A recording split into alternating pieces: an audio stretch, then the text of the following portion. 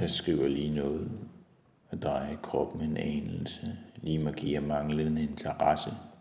Ikke orke tale med de andre, ikke gide høre på deres små problemer, lige markerer manglende interesse, så de holder kæft, så de passer sig selv, så de ikke forstyrrer for meget, så de ikke sviner herskabets fine ting til. Det er mig, driver lige lidt dum omkring at daske med armene.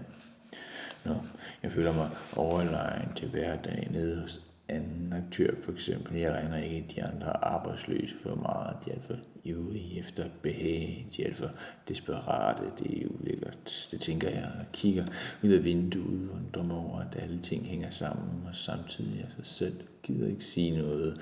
Jeg anerkender ikke situationen, ligesom i skolen. Føler min modstand at stereotyp. Lidt prøver at dulme hovedpinen.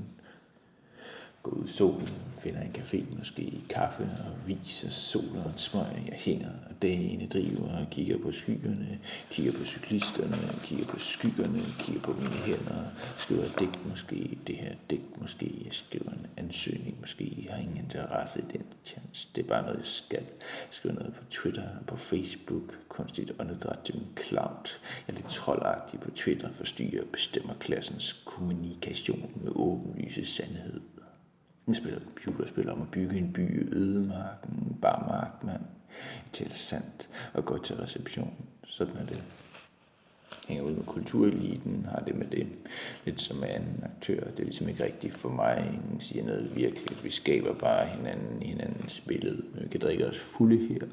Det er alligevel en fordel til forskel for os anden aktør. Jeg hilser venligt på alle og enhver. Han skal tillykke med den seneste succes. Udtrykker sympati med den elendige digter, der fortjener nok at overset og få 0 penge af staten. Højst lidt overførsel. Jeg er så hyklerisk. Føler mig old school bekendt med tingene. Er det en okay følelse? Drejer kroppen en anelse og blæser det hele stykke her. Jeg blæser mig et stykke, for det bedste er det bedste. Skabe sig som uden abe, for en fremtid uden håb. Strikker kroppen, så du dagen, vejen frem med viljen, du kan løbe 50 kilometer, hvis du vil, og længere endnu, hvis du vil det. Og Ortega som kronprins, så afklaret som en slave af glas, går du ud af sindet for at tale med fremmede magter. Livet er en dej, der står og gærer, hvilket håbløst udsagn. Mørket sænker sig over menneskenes samfund.